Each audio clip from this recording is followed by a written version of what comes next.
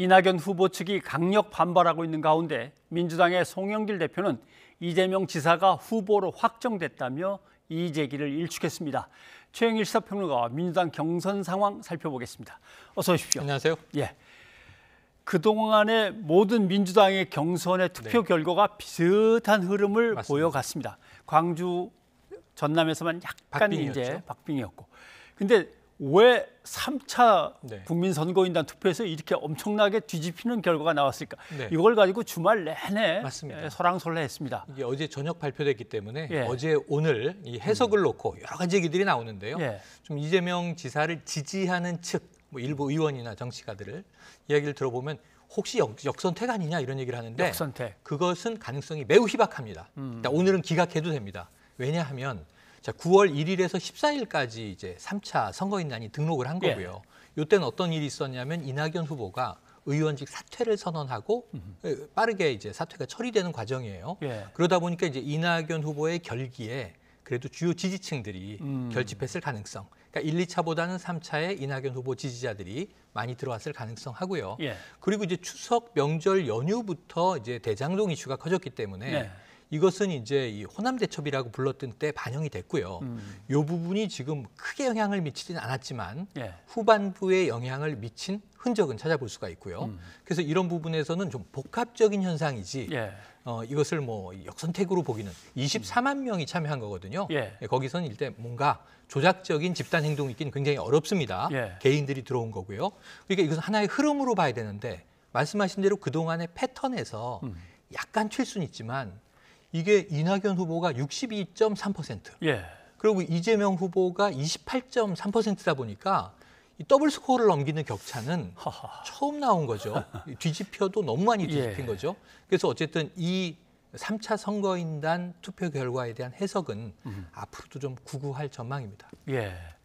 사실 역선택을 하려면 국민의힘 쪽에서 어느 후보를 우리가 떨어뜨리는 게 유리하다고 의견이 결집이 돼야 되는데 그럴 여유는 없었고요. 그럴 흐름이 없었고요. 9월 동안에 벌어진 일들을 보면 굉장히 흐름이 다이나믹했거든요. 사실 이제 이 추석 명절 연휴 9월 20일 직전까지는 고발 사주 의혹이 주로 뉴스의 단골 메뉴였고 그리고 이제 추석 명절 연휴부터 대장동이 터지기 시작했는데 또 그 직후에는 곽상도 의원 아들 퇴직금 50억 때문에 이 공이 야권으로 한참 가서 머물다가 지금 다시 유동규 전 본부장 구속으로 다시 여권으로 돌아오고 있는 상황이거든요. 그러니까 이것을 또 대장동 의혹을 하나의 패턴으로 해석하기도 어렵습니다. 아무튼 야당 쪽에서는 국민의힘 쪽에서는 민주당원들도 이제는 인정한다. 그렇게까지 받아들일 수 있을 정도냐 아니냐는 참 확실치 않습니다만 이건 어떻습니까? 이낙연 전 대표 캠프에서 마지막 며칠 동안 진짜 사활을 걸고 배수의 진을 치고 사람들을 갖다 모으고 해서 투표인단으로 등록했던 사람들이 움직였다. 가능성이 있나요? 그러니까 사실은 이제 조직 선거의 가능성을 지금 이제 언급하신 건데요. 일부는 영향을 줄 수 있지만 대세의 흐름에 영향을 주기는 어렵다. 이게 분석이에요. 그래서 지금 예를 들면은 지역별 순회 경선에서는 조직은 다 동원된 거예요. 거기 주로 이제 조직하면 우리가 대의원 투표 아니겠습니까? 그런데 이제 선거인단 투표는 적어도 이제 수십만 표가 움직이기 때문에 여기에는 이제 각 개별 캠프의 조직들이 지금 이 정도의 수치가 뒤집혀서 나타날 정도 영향을 주기는 매우 어려웠을 것이다. 그렇기 때문에 해석이 어려운 것이죠. 그러니까 아무튼 복합적인 것만은 분명히 하나 갖고는 될 일이 아니고 그러면 이의제기서를 제출했는데 이거는 뭔가 과정이 투명하고 민주적이어야 한다는 뜻이다라고 하는데 결국 불복이라는 얘기인가요? 그러니까 사실은 불복은 아니라고 이야기하고 있죠. 근데 불복은 아니라고 하는데 대부분의 매체들이 오늘 오전부터 다 사실상 불복 아니냐. 이미 어젯밤부터. 왜냐하면 승복을 안 했거든요.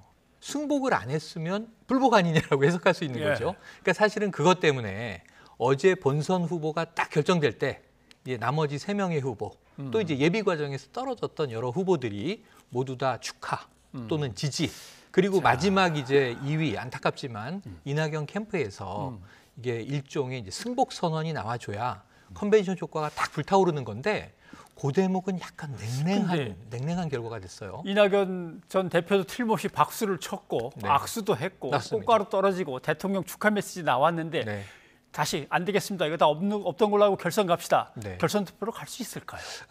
거의 불가능해 보입니다. 지금 그런 면에서 이제 지도부가 일단 송영길 대표가 일축했다라고 아까 말씀하셨는데 예. 사실은 이 부분에 대해서는 우리는 본선 주자가 어제 확정되었다 이렇게 얘기를 했는데 예. 근데 이의 제기도요. 접수는 된 것이고 오늘 오후에 접수했습니다. 예. 그 검토는 해야 되거든요. 이건 당헌 당규상 이것도 한번 검토를 아니할 수는 없는데 그렇다면 누가 할 거냐? 선관위 입장 나왔고요. 예. 그래서 당무위원회가 하는 건데 최고위에 위임하게 됩니다. 그래서 최고위가 수요일에 열려요. 그러니까 아마 공식적인 당의 입장은 예. 송영길 대표 입장은 나왔지만 이 수요일 정도에는 나오면서 자, 이의 제기까지도 우리가 이제 이틀 동안 검토했지만 이 부분은 그동안 사실 민주당이 무효표를 빼고 처리한 것은 지속적인 과정이었습니다. 그러고 지금 당헌 당규에 이제 예. 특별 조항으로 이게 들어간 것도 이낙연 당대표가 선출되던 전당대회에서 확정된 거거든요. 그러니까 상당한 시간이 흘렀는데 여기에 대해서 이제 경기의 과정에 룰에 대한 문제 제기한 것을 지금 재검토해서 뒤집기는 어렵고요. 예. 만약에 뭐 내일이나 모레 결선 투표 한다는 결정이 나온다면 어떻게 될까요? 예. 민주당이 원팀 될까요? 그러니까 사실은 더 큰 파장이 있을 수 있기 때문에 예. 제가 보기엔 어제 이제 청와대에 이 문재인 대통령의 당원으로서의 지명 축하도 나왔고 이런 측면에서는 모든 부분들이 네. 번복하기는 가능성은 뭐 확률차 낮습니다. 불복하고 반발하는 걸로 치면은 뒤집히면은 이재명 지사를 지지했던 사람들도 뭐 마찬가지가 네, 되겠죠. 과반의 지지자들이 또 예, 난리가 또 날 있으니까. 상황이죠. 예, 국민의힘으로 한번 가보겠습니다. 컷오프에서 4명이 남고 첫 번째 후보 네. 토론회가 이제 열렸습니다. 여기서도 윤석열, 홍준표 두 후보는 역시 치열하더군요. 네, 맞습니다. 지금 더 치열해질 수밖에 없습니다. 왜냐하면 8명이 토론을 할 때는 산만할 수밖에 없죠. 예. 그동안 뭐 8인 8색을 다 봐야 되고 이 또 하위 후보들도 예. 주목도를 끌어야 되니까 더 선정적인 발언이 나오기도 하고 예.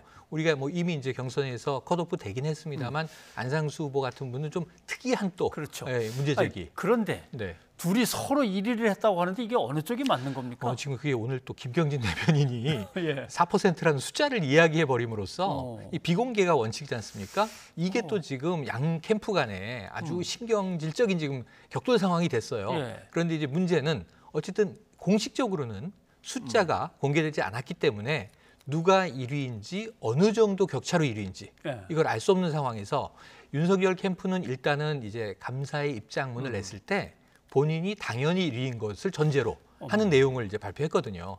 다만 뭐 숫자 언급은 없었습니다. 예. 홍준표 후보는 또 아니다라고 이제 그 캠프 관계자들이 이야기를 하고 있기 때문에 이것은 나중에 이제 확인되지 않는 상황에서는 뭐라고 딱히 얘기하기 어렵습니다. 예. 그러니까 두 후보 간에는 서로 신경전이 더 이제 더 날카로워집니다. 막 불타오르는 것 같은데 한번 네. 잠깐 들어볼까요? 네. 예. 지난번 토론 때 이제 나토식 핵 공유하고 전술핵 재배치를 말씀을 하셨다가 미국에서 바로 아마 차관보가 반박을 하고 바로 번복을 한 것으로 내 알고 있는데 그러고 난 뒤에 이제 토론 번복하지는 않았는데 원래 제 입장이 그렇습니다. 전술핵 재배치가 전술핵 안 된다. 재배치하고 핵 공유는 안 된다. 북한의 핵 보유를 인정해주는 꼴이 되기 예. 때문에 안 된다. 그러나 나중에 미국이 왜냐하면 전술핵 재배치나 핵 공유는 미국이 해줘야 되는 건데 미국의 지금 방침이 그렇지 않기 때문에 우리가 그게 현실성도 없거니와 그리고 그러니까 미국의 지금 입장이 그렇지 않아서 그리고 전술핵 재배치나 핵 공유는 얼핏 보기에는 우리가 핵 안보를 강화하는 것처럼 보이지만 북한을 오히려 핵 강대국화시켜서 비핵화 협상을 할 것이 아니라 나중에 가면 핵 군축 협상으로 들어가기 때문에 네. 뭔가 좀 정책 토론이 좀 뜨거워지긴 집니다. 네네. 예. 그런데 오늘 1차 토론회 전반적으로 보시기엔 어땠습니까? 예, 뭐 완전히 다 끝까지 보지 못했습니다. 이제 저녁에 진행되고 있으니까요. 예. 그런데 이제 쭉 중반까지 본 바로는 역시 홍준표, 윤석열 후보 간의 토론은 치열해지는데 예. 기존의 토론을 했잖아요. 거기서 상대의 약점을 몇 개 발견한 겁니다. 지금 지난번에 작게 502로 얘기를 했는데 예. 그때 약간 이제 이 당혹한 모습에 이제 윤석열 후보의 모습이 포착됐기 때문에 지금 핵전술 이야기를 또 하면서 자, 미 국무부가 미국의 방침을 지금 미국의 입장에 대해서 무지하다라는 입장을 낸 것을 홍준표 후보가 가져다가 공격 포인트로 쓰는 거예요. 예. 근데 윤석열 후보는 또 그 대목은 상당히 공부를 한 것 같긴 해요. 그런데 문제는 뭐냐 하면 한번 이 입장이 바뀐 것 아니냐 하는 공격에 대해서는 자, 난 번복한 적 없다라고 얘기하고 있거든요. 요건 또 이제 팩트 체크의 문제가 나중에 걸릴 수 있기 때문에 이 첫 번째 공격에서 좀 방어를 못 해내면 징크스가 됩니다. 그 대목이. 두 번째도 못 해내면 약점이 되고요. 세 번째도 못 막으면 아킬레스건이 되는 거거든요. 그래서 지금 유승민 후보 같은 또 이제 후보는 정책 토론으로 드라이브를 걸지 않겠느냐라고 다들 기대하고 있는 후보인데 윤석열 후보에 대해서는 끊임없이 왕자 이후에 주술, 미신, 역술이 만나느냐 오늘도 그 공격이 주요 포인트였거든요. 그런 것들을 보면 아, 이제 지난번에 본인이 발견한 약점을 가지고 지금 특히 이제 강력한 후보 윤석열 후보를 공략하고 있다. 근데 앞으로 이제 10차례 토론 중에 첫 번째이기 때문에 아까 말씀드린 대로 계속 이게 걸리면 계속 공격할 거고요. 아, 이제는 대충 그 부분은 막았다 싶으면 다른 포인트를 또 찾겠죠. 근데 원희룡 후보 같은 경우 우리 품격을 생각해서 이제 뭐 역술, 도인, 침술사 이런 얘기는 좀 그만하자라고 얘기했는데 오늘 역시 뭐 그 부분이 계속 나왔으니까 한번 잠깐 들어보시죠. 정법을 만나셨죠? 만난 적 있습니다. 예, 몇 번 만나셨습니까? 뭐 한 몇 번 뭐 좀 오래됐습니다. 부인하고 같이 만나셨습니까? 그렇습니다. 그러면 정법을 뭐라고 부르셨습니까? 이 사람은 정법, 자기 스스로 자칭이 정법, 이 천공 스승님이에요. 아, 그냥 저희 뭐라고 부릅니까? 그냥 선생이라고 하시죠. 선생님. 네. 예? 근데 이거 좀 제가 아까 불러드린 게 좀 황당하지 않습니까? 아니, 전 모르겠어요. 그런 검찰총장을 그만두실 때도 이 사람이 조언을 했습니까? 아닙니다. 검찰총장 관두라고 한 사람은 수백 명이고, 그러고 저는 끝까지 국민과의 약속이기 때문에 임기를 지키려고. 그리고 박근혜 정부 국정농단 사건 수사할 때 박근혜 정부를 구속 수사를 해가 이걸 세게 수사할 거냐 말 거냐 이것도 이 사람이 조언을 했습니까? 박근혜 대통령은 저희가 조사 자체를 하지를 못했고. 아니, 그럼 본인이 지금 대통령이 되겠다고 출마하시는데 이런 황당한 사람이 이런 헛소리를 하면 그러면 명예훼손으로 고발해야 되는 거 아닙니까? 그걸 재미로도 볼 수 있는 거지. 그게 제 의사결정. 직접 만나셨으니까 하는 말이죠. 아니, 만날 수도 있는 거 아닙니까? 그러니까 침술사 얘기는 이제 빠졌습니다. 그거는 뭐 모든 정치인하고 다 사진 찍은 게 나와버렸으니까. 어느 정도 드러났죠. 그래서 이제 천공이라는 인물을 가지고 집중적으로 최순실이라는 비선실세와 천공 스승이 똑같은 역할이냐고 계속 공격을 하네요. 그런데 이제 이게 제가 결론을 먼저 말씀드리면 윤석열 후보에게는 계속 마이너스 포인트예요. 그러니까 하나의 허점이 지금 이제 계속 존재하는 거예요.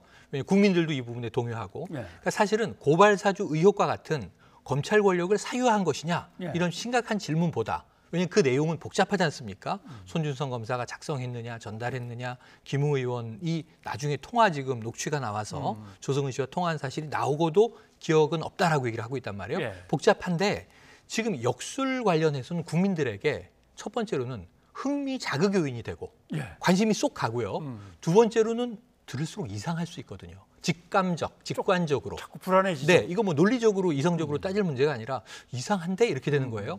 지금 유승민 후보가 사실은 유승민 후보에게도 이 공격은 마이너스예요. 본인 이미지와 잘 맞질 않아요. 그러니까 무슨 이제 경찰 신문 하듯 지금 파고들지 않습니까? 누구 만났느냐, 부인과 같이 만났느냐. 근데 거기 이제 답변을 계속 유도하고 있는데 그럼에도 불구하고 이게 윤석열 후보의 지지율에 부정적인 영향을 주는 효과가 있으니까 공격을 계속합니다. 근데 이 근거를 누가 제공하냐면 또 천공 스승이란 인물이 화제가 되니까 대선 토론에서 지금 천공 스승이란 인물이 인터뷰를 또 했어요. 미디어와. 근데 거기서 김건희 씨가 연락이 먼저 와서 나는 부부와 함께 만났다라는 이야기를 던지니까 그런 이야기를 들은 사람들은 그럼 지금 지난번에 이야기는 뭐 어쩌다 오가다 만난 줄 알았더니 부인이 연락을 해서 만났고 여자들은 점을 좋아하죠. 전 그런 거 안 봅니다 했는데 같이 가서 만났으면 무슨 중요성이 있느냐. 근데 거기서 대선 출마 얘기는 천공이라는 인물이 안 했습니다만 나는 검찰총장직을 사퇴할 때까지는 내가 조언했다.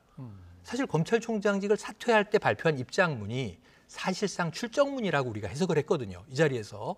그러면은 이 총장직의 사퇴와 대선의 출마 이 부분에서 천공의 역할은 어느 정도인가? 이런 게 이제 국민들은 궁금해지는 거죠. 그것을 불식시키려고 어제 교회 예배까지도 윤석열 후보가 참여했습니다만 오늘 토론회에서 또 역술 드라이브에 걸리고 있습니다. 아무튼 뭐 종교적인 문제가 갑자기 대선에서 이렇게 터져 나오리라고는 생각을 못했는데 전혀 정책적인 문제가 아니죠. 근데 윤석열 전 총장은 또 오늘 약간 좀 애매한 의미로 발언했습니다. 호남이 민주당 밀어줘 갖고 30년이 지났는데 호남이 덕본 게 뭐가 있냐. 어떻게 뒤처지지 않았냐 계속.